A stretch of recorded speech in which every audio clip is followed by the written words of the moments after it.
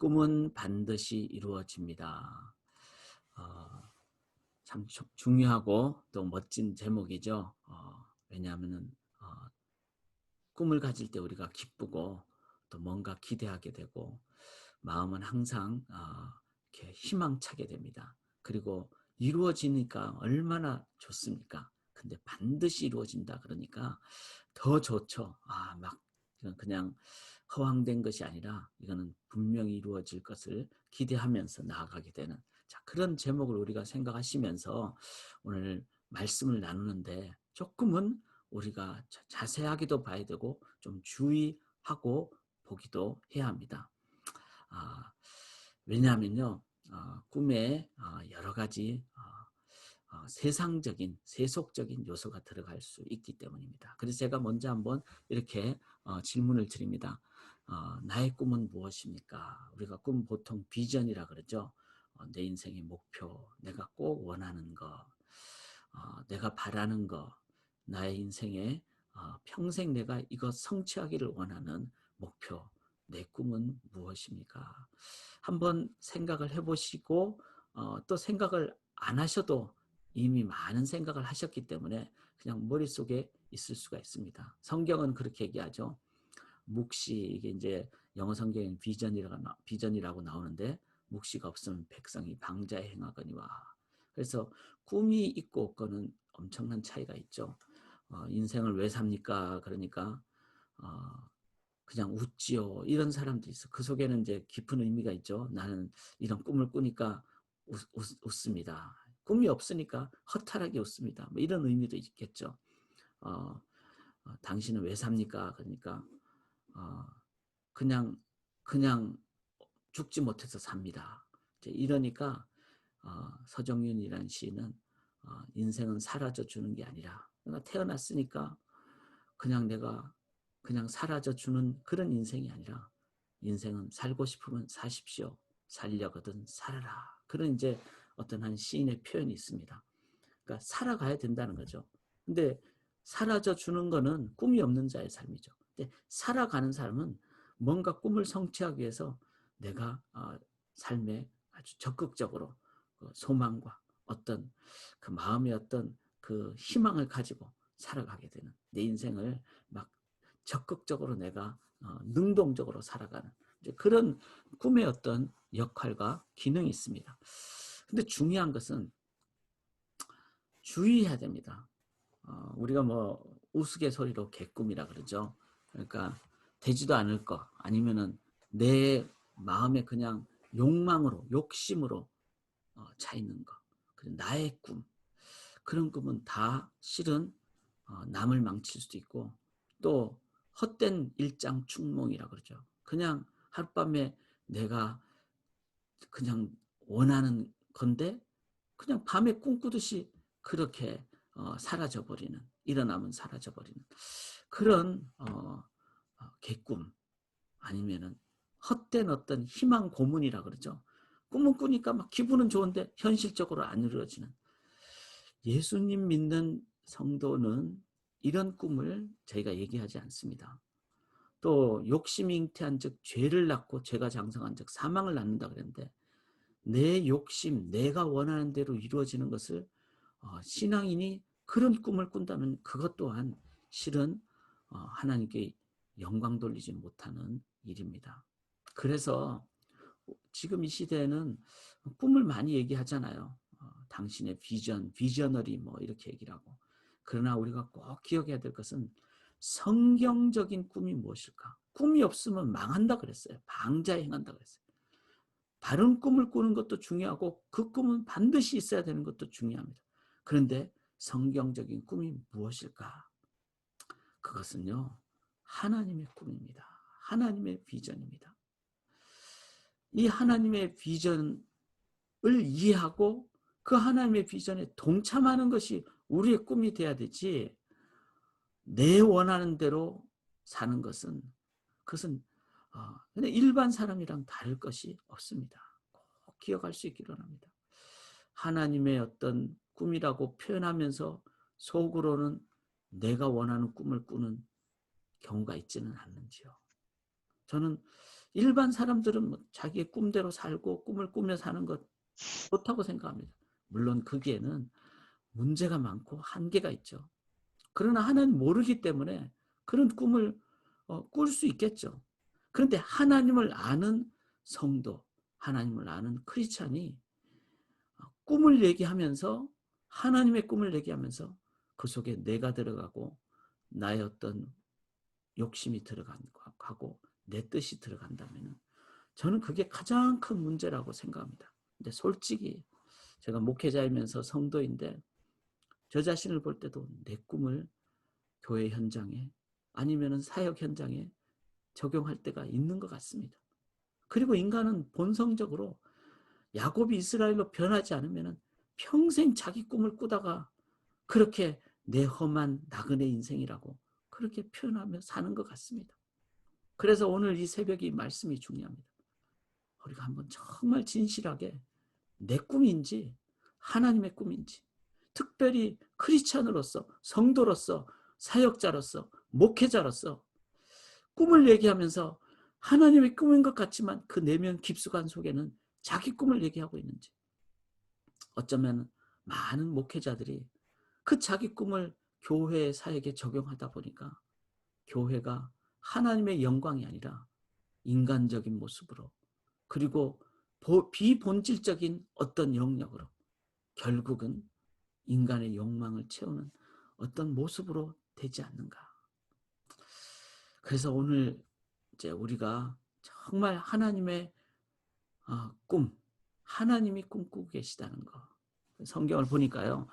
이 46장 3절에 2절에 먼저 보면 그 밤에 하나님이 이스라엘에게 야곱에게 나타나시죠. 그러면서 3절에 나는 하나님이라. 그 다음에 내가 거기서 너로 큰 민족을 이루게 하리라.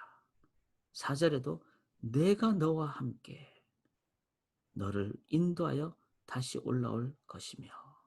자, 이 하나님께서 이 애굽으로 가기 전에 이스라엘 야곱을 향하여 내가 야곱은 평생 자기가 이렇게 생각을 했어요. 근데 하나님은 이 애굽으로 가기 바로 전 단계에 이 야곱을 향해서 너가 아니라 나다. 야곱이 아니라 하나님이다. 야곱이 아니라 이스라엘이다. 이스라엘 이름 뜻이 기억나시죠?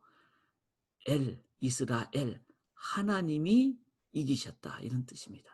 그러니까 하나님이 내 인생에서 맞습니다. 하나님이 전부입니다. 하나님이 꿈을 가지신 분이십니다. 내 꿈은 인간의 한계가 있습니다. 하나님 꿈에 내가 동참하겠습니다. 하나님이 승리자십니다. 그렇게 될 때 우리들은 이제 진정한 하나님의 꿈에 동참하게 됩니다. 그런데 이 꿈은 어떤 꿈이죠? 4절에 보니까 반드시 너를 인도하여 다시 올라온다 이렇게 말씀하셨습니다. 이 꿈은 반드시 성취됩니다. 반드시. 여기 27절에 애굽으로 내려간 자가 모두 70명이라 그랬죠. 이미 애굽에 있었던 자가 있죠. 그 요셉의 두 아들들 이미 애굽에 있는데 그 자손들까지 이제 넣었어요. 그러니까 이게 하나님의 이제 그 꿈의 어떤 전체적인 그림을 얘기하죠. 어디에 있든지 관계없이 요셉을 이미 애굽에 미리 보냈고 두 아들을 낳게 한 것도 다 하나님의 꿈대로 이루어지는 꿈이 반드시 성취된다는 그 의미를 얘기하죠. 근데 실제로 이제 이 숫자를 보면은 더 정확하게 따지고 보면은 75명 정도가 됩니다. 애굽으로 간 자는. 그런데 이제 여인들 아니면은 그 연결되는 사람들은 좀 빼고 70명으로 이렇게 숫자를 맞추었습니다. 그래서 이제 다른 어떤 그 성경의 어떤 상황들을 볼 때는 이 70명이 아니라 75명, 심지어는 80여 명 이렇게 표현을 하는데 이 창세기 46장에서는 70명이라고 한 이유는 그 의도가 있죠. 이스라엘 사람들에게는 이 70이라는 숫자는 의미가 있습니다. 7 곱하기 10이잖아요. 7도 완전수고 10도 완전수입니다. 충만수입니다. 즉 하나님께서 완벽하신 하나님께서 충만하게 그 일을 성취하신다 라는 의미로 이렇게 이름들을 기록하고 70에 맞춘 것입니다. 그 속에는 하나님이 이 모든 과정에 극작가이시고 연출가이시고 이룩하시는 분이시다. 하나님의 꿈은 하나님이 만드시고 하나님이 성취하시되, 우리가 참 소망을 또 가져야 될 것은 여기 4절에 보시면은 내가 너와 함께, 이 야곱을 가리키죠. 애굽으로 내려가겠고 반드시 너를 인도하여 다시 올라올 것이며. 근데 다시 올라온 가나안으로 올 때는 수백 년 후잖아요. 이미 야곱이 죽은 후입니다. 이미 요셉도 죽은 후예요. 그런데 너를 인도하여 올라온다. 이 말은 무슨 의미일까요? 이 말은 물론 야곱의 자손들을 얘기하지만 그 영적인 의미는 너는 죽어 없어질지라도 너는 없어지는 게 아니라 너는 영생으로, 그리고 영원한 생명으로 너의 자손들과 함께 내가 너를 인도할 것이다. 즉 하나님은 이 하나님의 이 꿈의 기간은요, 우리의 어떤 70년, 80년, 100년, 120년 여기에 국한되지 않습니다. 하나님은 나의 죽음을 육체의 죽음으로만 끝나는 걸로 보시지 않으시고, 하나님은 영원한 영생으로 하나님은 나를 보시는 겁니다.